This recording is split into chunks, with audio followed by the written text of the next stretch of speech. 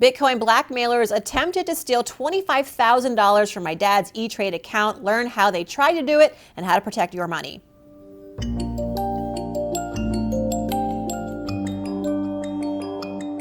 There are a few things that might spring my dad out of bed on a Monday morning, but at 7:30 a.m. one morning, after a surprise alert from E-Trade flashed across his iPhone, he knew he had to get up and move fast. A Bitcoin blackmailer had hacked his account and was attempting to steal $25,000. Now, what is a Bitcoin blackmailer? Well, this is a title the FTC has given to the internet hackers that threaten to seize money or reveal unflattering details about our personal lives unless they receive gobs of Bitcoin. And who has that?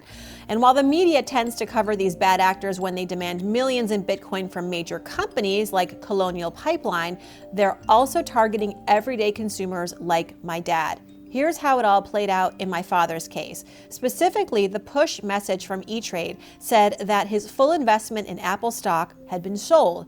Well, he hadn't requested any such sale, but when he logged into his account to learn more, his fears were confirmed. Someone had broken into his account over the weekend and placed a sell order on his Apple stock to occur on that Monday morning. Now, when you sell a stock, just for some background, it usually takes a few business days to process.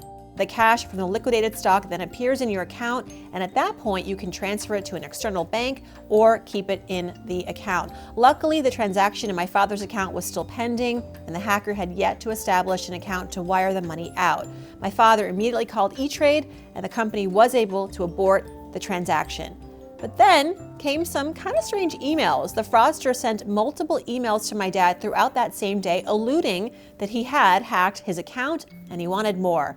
Here's the email. Quote, "Sorry in advance," they said. "I have access to Amazon and some of your banks. I have your routing number and bank account number. We'll just take your money the good way. What if you give me $5,000 payment in Bitcoin? I promise not to sell your important bank data."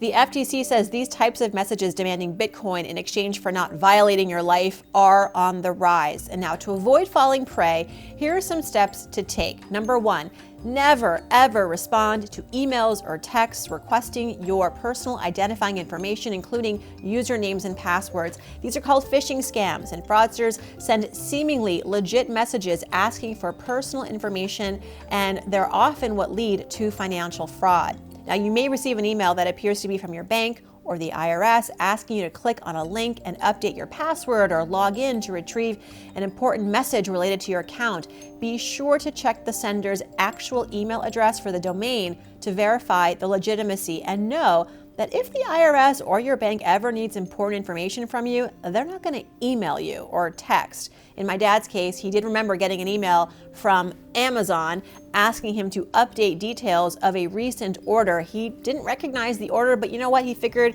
my mother must have placed it because they share an account. When he clicked on the email, he was asked to enter his username and password, and unfortunately, he did. For more of what happened next and how to avoid fraud, keep watching. Tip number 2, update all passwords, and be sure you don't use the same password for multiple accounts. My father's Amazon username and password was identical to the one he used for E-Trade, and that's how the hacker started to make his moves. My dad uses a password manager that helps to generate and store passwords for all accounts. Some password managers that we like here at CNET include LastPass and Bitwarden. Another tip, opt for two-way authentication. My father believes the Bitcoin blackmailer was ultimately able to hack into his E-Trade account because he had not signed up for multiple authentication. That means that when you log in, the site will require a second or third step in some cases to authorize the login, usually by sending the account holder you a text message with a password that then you need to type into the site to fully gain access.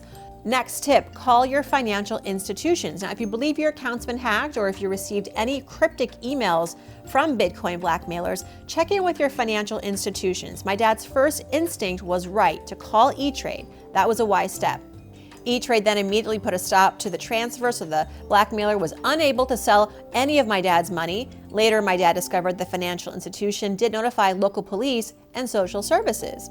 He received calls from both agencies later in the day. The police wanted to gather more information for an investigation, and the social services team was calling to ensure that my dad wasn't too shaken up and that his financial health was okay. That's kind of sweet. So in summary, my dad was fortunate and he acted quickly to protect his assets, but you're going to need more than luck to fend against this and other crypto-related scams. Take preventative steps like never opening emails from institutions claiming to need personal information, update and differentiate passwords, and opt for 2 or multi-authentication wherever possible. Now, what are some of your crypto-related questions? Be sure to drop us a comment below. And if you like these videos, please like, subscribe, share. For CNET Money, I'm Farnoosh Torabi.